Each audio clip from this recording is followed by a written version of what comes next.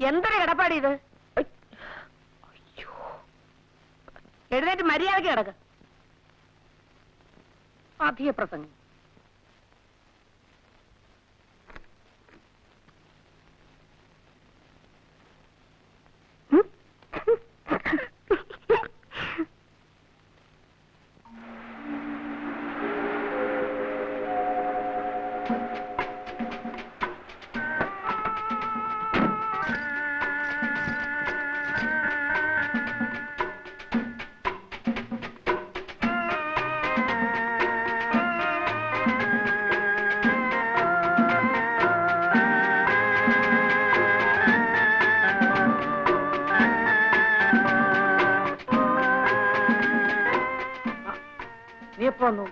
ഇന്നലെ പരീക്ഷ കഴിഞ്ഞു. ഇതെല്ലാം തിരക്കാൻ ഇന്നെങ്കിലും ഒരാൾ എത്തിയല്ലോ. ധൃതി വെക്കണ്ട. നിന്റെ എല്ലാ കാര്യങ്ങളും നോക്കാൻ ഒരാളെ ഞാൻ ഉടനെ ഉണ്ടാക്കി തരാം. ചേട്ടാ,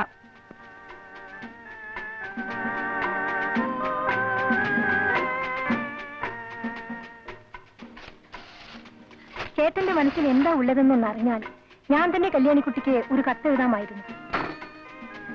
എന്റെ മനസ്സിൽ എന്താ ഉള്ളതെന്ന് അറിയാമോ? ഒരു വലിയ മണ്ണാങ്കട്ട. ഇത്രയും വലിപ്പമുള്ള ഒരു വലിയ മണ്ണാങ്കട്ട എന്റെ അടുത്തുനിന്ന് രക്ഷിച്ചോണ്ട് പോയിരിക്കല്ലേ അവിടെ വീട്ടുകാര്. എന്താ വേണ്ടെന്ന് വെച്ചാൽ ചെയ്യട്ടെ. കുറെ പെൺകുട്ടികളുടെ കൂടെയാണ് എനിക്ക് അടുത്ത വർഷവും അവിടെ താമസിക്കേണ്ടത്. എന്റെ പേരും പറഞ്ഞ് അങ്ങനെ ആരും അഭിമാനിക്കണ്ട. ആരും. തലപൊക്കി നടക്കാനെങ്കിലും ഒന്ന് സമ്മതിച്ചാൽ മതിയായിരുന്നു.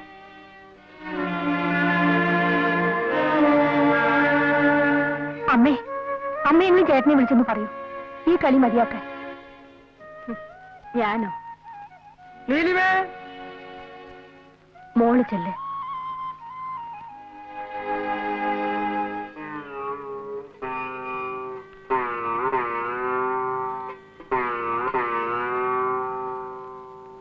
ഞാൻ പറഞ്ഞാൽ നീ അതനുസരിക്കും.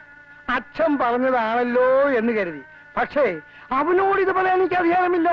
രണ്ടാനച്ഛന് സ്ഥാനമേ ഉള്ളൂ എന്ന് മനസ്സിലാക്കുന്നുണ്ട്.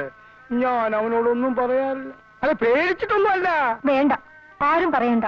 എന്താ താമസം? ജീരകവെള്ളം റെഡിയായിരുന്നില്ല. മോളെ, ഇന്ന് അച്ഛന്റെ കൂടെ ഇരുന്ന് ഊണ് കഴിക്കണം. വേണ്ട, ഞാൻ അമ്മയുടെ കൂടെ ഇരുന്ന് ഊണ് കഴിച്ചോളാം.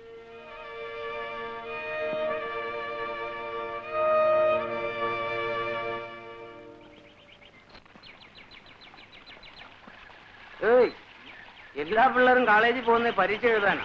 ഈ നാട്ടിൽ ചില പെൺപിള്ളേര് പരീക്ഷ എടുക്കുമ്പോ മുലക്കുത്തി അന്വേഷിക്കില്ല പണി. എടോ, തന്റെ ഒരു കാലേ പൊട്ടിയിട്ടുള്ളൂ. അടുത്ത കാലും കൂടി. അവരോടൊന്നും സംസാരിക്കാൻ നിൽക്കണ്ട. നമുക്ക്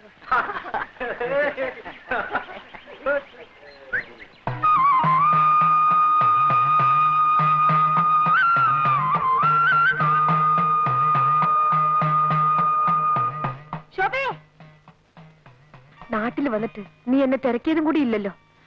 പരീക്ഷയ്ക്ക് എങ്ങനെ എഴുതിയിടാ? തിരക്കേടില്ല. ശോഭേ, വരൂ കുട്ടി, നിൽക്കാൻ നേരമില്ല. എന്നാ ഞാൻ വരട്ടെ. ആ കുട്ടിയായിട്ട് വലിയ ചെള്ളാത്തൊന്നും വേണ്ട. അതിനോട് മിണ്ടിയാ മതി. നിനക്കൂടെ ചീത്തപ്പേരാ. വരൂ.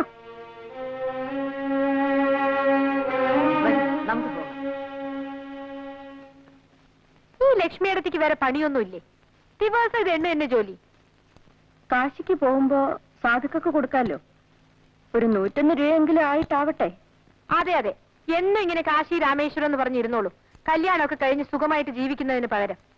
അതിനൊക്കെ ഒരു തലയിലെടുത്ത് വേണ്ടേ കുട്ടി? പിന്നെ ഇവിടെ ഇങ്ങനെ യാതൊരു അല്ലലുമില്ലാതെ കഴിയുന്നുണ്ടല്ലോ. അത് തന്നെ ഒരു വലിയ ഭാഗ്യം. നിനക്കറിയില്ല, തറവാട് ഭാഗം വെച്ചപ്പോ എനിക്ക് 16 വയസ്സാ. ഒരു വസ്തു അറിയില്ല. എല്ലാരും കിട്ടിയതും വാങ്ങി അവരവരുടെ വഴിക്ക് പോയി. ലക്ഷ്മിയടത്തേക്ക് മാത്രം ആരും ഉണ്ടായിരുന്നില്ല. അമ്മയില്ല, അച്ഛനുമില്ല.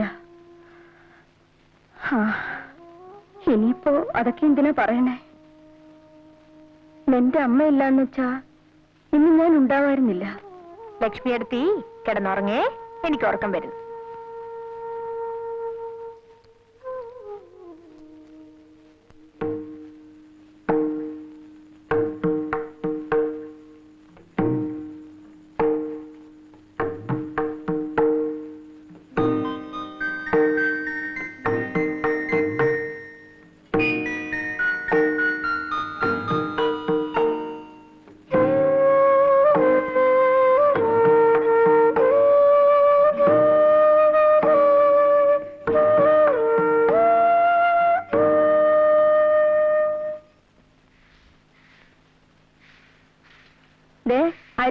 സുഖമായിരിക്കണോ? ഏട്ടന്റെ അടുത്തേക്ക് ഒന്നുകൂടെ ആളയക്കാം. ഏട്ടൻ എന്തോ വാശിയില്ല. 2-3 വട്ടം ആളയച്ചതല്ലേ. അമ്മാവരെന്തിനാ ഈ കാര്യത്തിൽ വാശി പിടിക്കുന്നത്? നമ്മുടെ കൃഷി എന്നുള്ളത് നമുക്കല്ലാതെ പിന്നെ ആർക്കാ? തരാൻ പറയണമ്മേ. നിന്നോട് ചോദിച്ചില്ല. കുട്ടികളെ പോലെ സംസാരിച്ചാ മതി കേട്ടോ. എന്റെ ഗുരുവായൂരപ്പ, ചേട്ടൻ ഇങ്ങനെ തുടങ്ങിയാ നമ്മൾ എന്താ ചെയ്യാ? പുള്ളിക്കാരൻ ലീവ് കിട്ടാതെ നിന്ന് കുഴയായിരുന്നു. അവസാനം ഞാൻ അങ്ങ് പൊക്കിയെടുത്തോണ്ട് പോന്നു. ഇതാണോ ക്യാപ്റ്റൻ? ഇച്ചിരി കൊമ്പമീശ കൂടി ആകാമായിരുന്നു. നോക്ക്, അമ്മാവുണ്ട്. വാ. പണ്ടത്തെ കാലത്ത് മിലിറ്ററി എന്ന് പറഞ്ഞാൽ പേടിയാ. മിലിറ്ററിക്കാരന്റെ കൂടെ പെണ്ണിനെ അയക്കില്ല. അന്നൊക്കെ ഒരു പട്ടാളക്കാരന്റെ ജാതകം കൊണ്ട് കൊള്ളാവുന്ന ഒരു തറവാട്ടിൽ കയറി ചെല്ലാൻ ഞാൻ പേടിച്ചിട്ടുണ്ട്. ഇപ്പൊ പിന്നെ അല്ല, അവിടത്തേക്ക് അറിയാവുന്ന കാര്യം തന്നെയാണല്ലോ. IAS, ഡോക്ടർ, മിലിറ്ററി ഓഫീസർ, ഇതൊക്കെ കഴിഞ്ഞ ബാക്കിയുള്ളവർക്കൊക്കെ ഡിമാൻഡ് ഉള്ളൂ. ഇതാ കുട്ടി. ഈ ഒരു കല്യാണവും കൂടി അങ്ങ് നടന്നാൽ ഇവിടത്തേക്ക് ഇനി മരുമോളുകെട്ടിയായിട്ട് വേറെ ആരുമില്ല. എന്താ? അതെ. ഞാനിപ്പോ വരാം.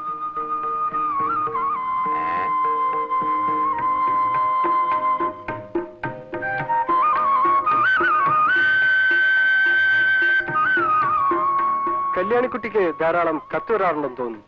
മുമ്പൊക്കെ വെക്കേഷനിൽ വീട്ടിൽ വന്നാൽ കത്തിന്റെ ബഹളമായിരുന്നു. ഇപ്പൊ ഫ്രണ്ട്സിനെല്ലാം എനിക്ക് എഴുതാൻ പേടിയാ. പിന്നെ ചിലരൊക്കെ എഴുതും. കുട്ടിക്ക് അത്തയ്ക്കാൻ ഫ്രണ്ട്സ് എന്തിനാ പേടിക്കുന്നത്? അതങ്ങനാ. അതെന്താ അങ്ങനെ? ഒന്നും പറയണ്ട. ഞാനൊരാളുമായി അല്പം ഇഷ്ടത്തിലായി. അപ്പോഴേക്കും ലോകം മുഴുവൻ എതിരായി. ഞാനെല്ലാം കേട്ടു. ഓ, അതിലൊന്നും കാര്യമില്ല. ഒരു പെൺകുട്ടിക്ക് ഒരാണിനോട് ദേഷ്യമാണെന്ന് പറഞ്ഞു എല്ലാവർക്കും സന്തോഷം. അതെ. അതേസമയം ഒരു പെണ്ണ് ആണിനോട് ഇഷ്ടമാണെന്ന് പറഞ്ഞാൽ എല്ലാവർക്കും സംസാരിക്കാൻ വിഷയമായി. അവളേതോ ഭയങ്കര ക്രൈം ചെയ്തു പോലെ. എന്താ ശരിയല്ലേ? ആ, ഏതായാലും ഞാൻ തെറ്റുകാരിയായിപ്പോയി. ഇനി അത് മാറ്റിയെടുക്കണമെങ്കിൽ പ്രഭു തന്നെ കല്യാണം കഴിച്ചാലേ ഒക്കൂ. ആരാണി പ്രഭു? അറിയില്ലേ? എന്റെ കാമുകൻ. നിങ്ങൾ തമ്മിൽ ഇപ്പോഴും കത്തെഴുതാറുണ്ട്? അങ്ങോട്ടുണ്ട്. മറുപടി കിട്ടിയിട്ടില്ല. വന്നേ. അയാൾ വേറെ പെൺപിള്ളേരെ വേറെ പോയി കാണും എന്ന് തന്നെയാ എനിക്കും തോന്നുന്നത്. ആളൊരു... എനിക്കൊന്നും കേൾക്കണ്ട. എനിക്കറിയേണ്ടത് കല്യാണിക്കുട്ടിക്ക് എന്നെ ഇഷ്ടമായോ എന്ന് മാത്രമാണ്. ഇഷ്ടക്കേടൊന്നുമില്ല. പക്ഷേ നിങ്ങൾ ഏത് തരക്കാരനാണെന്ന് അറിഞ്ഞില്ലല്ലോ ഇതുവരെ. മനസ്സിലായില്ല. മദ്യപിക്കുമോ, സിഗരറ്റ് വലിക്കുമോ, മറ്റു ചില പെൺകുട്ടികളായിട്ട് എന്തെങ്കിലും ഇടപാടുണ്ടോ, അങ്ങനെ എന്തെല്ലാം അറിയാനുണ്ട്. ഇതൊന്നുമില്ല. ഒരുപക്ഷെ മദ്യപിക്കാത്ത ഒരു മിലിറ്ററി ഓഫീസറായിരിക്കും ഞാൻ. അതുപോലെ സ്മോക്കിംഗ്. പ്രഭുവിന് ഇതെല്ലാം ഉണ്ട്. കള്ള് കുടിക്കും, സിഗരറ്റ് വലിക്കും. പിന്നെ എക്സ്ക്യൂസ് മീ, ഞങ്ങൾക്ക് പോകാൻ സമയമായി.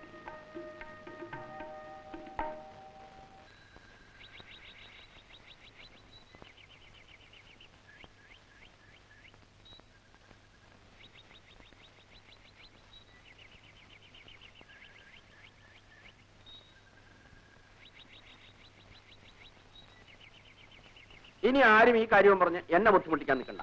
ഈശ്വര, മുഖത്ത് കയറി വന്ന ശ്രീദേവിയായിരുന്നു. ശ്രീദേവി അത്ര ഈ മൂശയായിട്ട് ഇരിക്കുന്നിടത്ത് എങ്ങനെയാണ് ഈ ശ്രീദേവി കയറി വരിക? അവരെന്താ പറഞ്ഞത്? എന്ത് പറയാൻ? ഇത് നടക്കില്ല. അത്ര തന്നെ. കാര്യം എന്താണെന്ന് എനിക്ക് അറിയാൻ പാടില്ല, അറിയാനോട്ട് താല്പര്യവുമില്ല. നിനക്കറിഞ്ഞിട്ട് വളരെ നിർബന്ധമാണെങ്കിൽ ഈ മൂശയായിട്ടോട് ചോദിച്ചു നോക്ക്. അവരെന്തൊക്കെയാ പറഞ്ഞ് ധരിപ്പിച്ചു വെച്ചിരിക്കുന്നത്.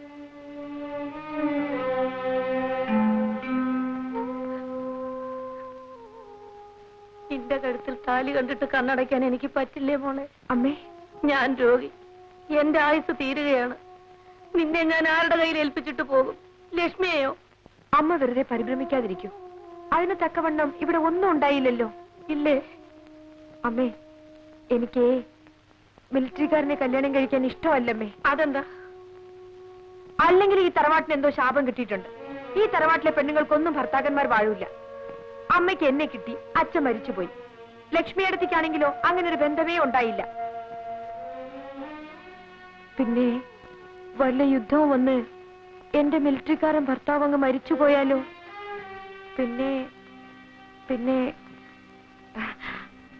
അമ്മ വെറുതെ വിഷമിക്കാതിരിക്കും. അമ്മ ഒന്ന് കിടക്കും. വരൂ അമ്മേ, വാ.